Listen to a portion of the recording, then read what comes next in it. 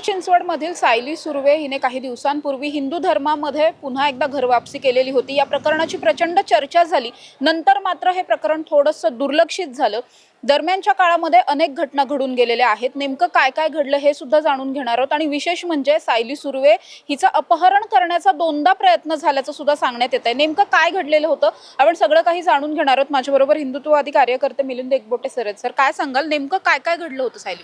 माझ्याबरोबर आदरणीय समीर कुलकर्णी सुद्धा आहेत आणि सायली सुर्वे यांची घरवापसी झाली त्यानंतर त्यांनी जी केस दाखल केली होती त्या केसच्या संदर्भात अनेक वेळेला त्यांना मीरा भाईंदरला जावं लागलं, ठाणेच्या कोर्टात जावं लागलं आणि 2 दिवसांपूर्वी ती केस पूर्णपणे त्या केसच्या सगळ्या कामकाज पूर्ण झालं आणि असं झाल्यानंतर सायली सुर्वेंना दुसऱ्या दिवशी त्यांच्या घरातनं उचलून त्यांना धमक्या देऊन त्यांच्याकडनं माघारीचं पत्र ॲफिडेविट लिहून घेण्यात आलेलं आहे आणि ते कोर्टात आज सादर करण्याचा प्रयत्न त्या आरोपींचा होता।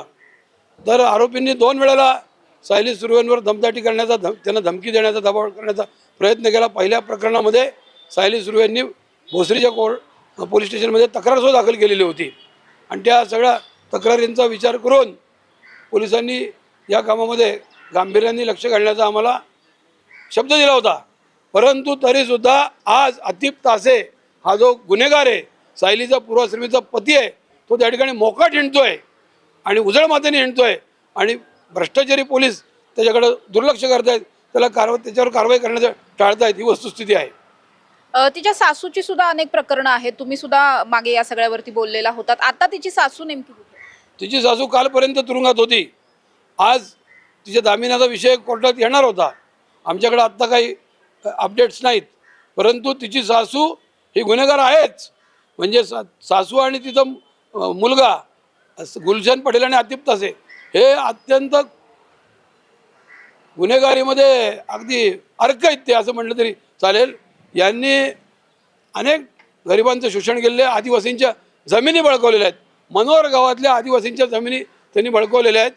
त्यांनी त्या ठिकाणी घोर बाबा दर्गा म्हणजे दर्गा स्थापन करून, बनावट दर्गा स्थापन करून सरकारी जमिनी बळकावून इमारती उभ्या केलेल्या आहेत। लँड जिहाद, लव जिहाद, बांगलादेशी घुसखोरांना मदत, अशा सर्व मार्गांनी अत्यंत धर्मांधतेचं काम करणारे हे 2 मायलेक आहेत आणि यांच्यावर कठोर कारवाईची गरज आहे। असंही तुम्ही मागच्या वेळेस एकदा बाईट दिलेला होता। त्यानंतर मात्र तिची जी सासू आहे ती समोर आली आणि तिनं असं म्हटलं की मी कधीही माझ्या सुनांवरती जबरदस्ती केलेली नाहीये मुस्लिम धर्माचं पालन करण्यासाठी। माझ्या 4ही सुना या वेगवेगळ्या धर्मांमधल्या आहेत आणि त्यांना मी त्यांचं धर्म स्वातंत्र्य दिलंय, असं ती म्हणते। खोटं बोलण्यामध्ये पटायत असलेले लोक आहेत, निर्लज्ज लोक आहेत। त्या सायली सुर्वेनी जी तक्रार दिलेली आहे त्या तक्रारीत म्हणले की मी गरोदर असताना माझ्या सासूनेच माझ्या पोटावर लाथ मारलेली म्हणून। इतकी वाईट गोष्ट आहे। म्हणजे तिच्या सासूच्या पण काही क्लिप्स आमच्याकडे आहेत। अत्यंत घाणेरड्या भाषेत बोलून तिने या सायली सुर्वेचा अनेक वेळेला अपमान केलेला आहे।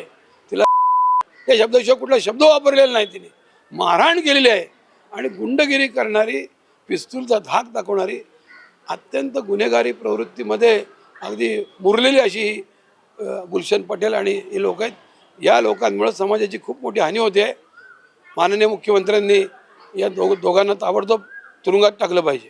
केंद्रात आणि राज्यात हिंदुत्ववादी सरकार असताना सुद्धा अशा पद्धतीची इतकी प्रकरणं घडतात आणि अजूनही पोलीस पाठीशी घालतात असा आरोप। नाही, ही वस्तुस्थिती आहे। राज्यात आणि केंद्रात हिंदुत्ववादी सरकार आहे आणि त्यांच्याकडनं आमची अपेक्षा आहे। पण पूर्वीचं सरकार असताना आम्ही काय बोलूच शकत नव्हतो आणि किंवा बोललं तर आमच्याकडं कोणी बघत सुद्धा नव्हतं। आज निदान आम्ही आवाज उंच करून आमचं म्हणणं मांडू शकतो। एवढं तरी वातावरण बदललेलं आहे, ते या सरकारमुळेच बदललेलं आहे। या सरकारने जी काही कायदा आणि सुव्यवस्था प्रस्थापित करण्याचा प्रयत्न केला म्हणूनच सायली सुर्वेंनी गुन्हा दाखल केलेला आहे।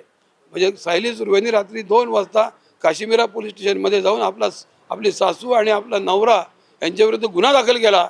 म्हणजे एक प्रकारची प्रचंड दहशत त्या परिसरात त्यांची असतानाचा गुन्हा दाखल केला। याचं कारण तिला आजच्या सरकारमुळे जे काही वातावरण थोडंफार स्वतंत्र वातावरण लाभलं, थोडीफार मोकळीक मिळाली, त्याचाच तो परिणाम आहे। परंतु सरकारने फक्त या गोष्टीमध्ये दुर्लक्ष करून चालणार नाही. सरकारने आपली भूमिका अतिशय प्रामाणिकपणे बजावली पाहिजे. झिरो टॉलरन्स दाखवलं पाहिजे. लव जिहादमध्ये जे आरोपी आहेत, जे गुन्हेगार आहेत, त्यांना झिरो टॉलरन्सनी कारवाई केली पाहिजे. हे लव जिहादचे लोक म्हणजे टेररिस्टच आहेत. मागणी काय असणार आहे आता सरकारकडे असेल किंवा पोलिसांकडे? आतिफ तासे आणि गुलशन पटेल यांच्यावर मोका अंतर्गत कारवाई करा.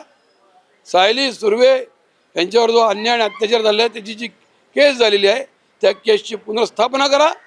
दडपणाखाली, दबावाखाली सायली सुर्वेचं जे ॲफिडेविट काल घेतलं गेलेलं आहे आतिफ तासेकडनं, ते ॲफिडेविट रद्द करून टाका. या आमच्या मागण्या आहेत. आणि सायली सुर्वे एक प्रतीक आहे. अशा लाखो हिंदू स्त्रिया, माता भगिनी आज मुसलमान मुसलमान कुटुंबांच्या नरकवासात त्रास भोगत आहेत. त्या सगळ्यांची मुक्तता करण्यासाठी सरकारने एक योजना बनवली पाहिजे. आणि लव जिहादमध्ये अडकलेल्या ज्या आमच्या माता भगिनी आहेत त्यांच्यासाठी सरकारने जास्तीत जास्त संवेदनशील असं धोरण ठेवलं पाहिजे. नक्कीच आपल्याबरोबर स्वतः जे या सगळ्यामध्ये स्वतः इन्व्हॉल्व्ह होऊन ते त्या ठिकाणी गेलेले सुद्धा होते, त्यांच्याशी बोलणार आहोत. त्यांच्याबरोबर नेमकं तिथे काय घडलेलं होतं वगैरे हे सगळे प्रत्यक्षदर्शी ते आहेत. आता जेव्हा तिला तुम्ही सोडवून वगैरे आणलेलं आहे, आता नेमकी ती कुठे आहे, सुखरूप आहे? सरकारने जेव्हा गांभीर्य आलं सरकारला, तेव्हा सरकारने तिला तत्काळ पोलीस संरक्षण पुरवलं. समोरच्यांच्या लक्षात आलं म्हणून तिला त्यांनी न्यायालयात हजर केलं आणि पूर्ण पोलीस बंदोबस्तामध्ये तिला काल तिच्या आईच्या ताब्यात दिलं आणि मग ती सुखरूप घरी आलेली आहे. जशी ती न्यायालयामध्ये त्यांना कोऑपरेट केलं आरोपींना, तरी सुद्धा तिच्या आईला धमकवण्यात आलं माझ्यासमोर आरोपीने. प्रचंड सलग फोन करून, रेकॉर्डिंग आहे न्यायालयाच्या अभिलेखावरती आहे, तरी पण एवढी सगळी शासन, प्रशासन, पोलीस यंत्रणा, न्याय यंत्रणा अनास्थेने का वागली, एका करदात्या महिलेच्या पाठीशी का नाही थांबली? आम्ही बहुसंख्यक हिंदू समाजाचा आमचा दोष काय? आम्ही याच सरकारच्या भरोश्यावरती, याच न्यायालयाच्या भरोश्यावरती, याच पोलिसांच्या भरोश्यावरती जगतो. आमच्याकडे कुठली गुंडांची संस्था, संघटना नाहीये. आम्ही प्रामाणिक भारतीय नागरिक आहोत. त्यामुळे आमच्या रक्षण करणं, आमच्या स्वाभिमानाचं, आत्मसन्मानाचं रक्षण करणं हे सरकारचं कर्तव्य होतं आणि सरकार त्याला पुरं पडलं नाही. आज ही अन्यायाने आयुष्यभर या विधाला घेऊन जगणार आहे. नक्कीच आपण बघतोय की सायली सुर्वे ही सध्या सुरक्षित आहे, कारण तिला आता पोलिसांनी संरक्षण दिलंय. याच्या आधी मात्र तिला पोलीस संरक्षण नव्हतं. त्यामुळे दोनदा तिला तिच्या घरून उचलून घेऊन जाण्याचा प्रयत्न तिच्या पूर्वपतीकडून करण्यात आल्याचे आरोप करण्यात येत आहेत. अर्थात या सगळ्यामध्ये आता पोलिसांची भूमिका महत्त्वाची असणार आहे, न्यायालयाची भूमिका महत्त्वाची असणार आहे. तिने जे काही ऑब्जेक्शन तिच्याकडून लिहून घेतलेलं होतं, ॲफिडेव्हिट लिहून घेतलेलं होतं, ते सगळे खोटे आहेत, दबाव टाकून लिहून घेतलेले आहेत, असं सुद्धा हिंदुत्ववादी कार्यकर्त्यांचं म्हणणं आहे. त्यामुळे आता या सगळ्या प्रकरणामध्ये न्यायालयात आणखी काय होतंय आणि जरी आता या प्रकरणामध्ये सायलीची घरवापसी झालेली असली तरी सुद्धा जे ॲफिडेव्हिट सादर केलं गेलेलं आहे ते मागे घेण्याची प्रोसेस असेल किंवा मूळ जी मागणी आहे या सगळ्यामधली की आतिफ तासेला लवकरात लवकर अटक व्हावी, ही मागणी कधी मान्य होणार हे पाहणं महत्त्वाचं असणार आहे. अजून तरी त्याला अटक झालेली नाहीये, त्यामुळे आता तरी त्याला अटक होणार का? ऑलरेडी तिची सासू अटकेतच आहे, मात्र आतिफ तासेला सुद्धा अटक होते का हे पाहणं महत्त्वाचं असणार आहे. कॅमेरा पर्सन दिनेश सह समृद्धी जाधव, टॉप न्यूज मराठी, पुणे.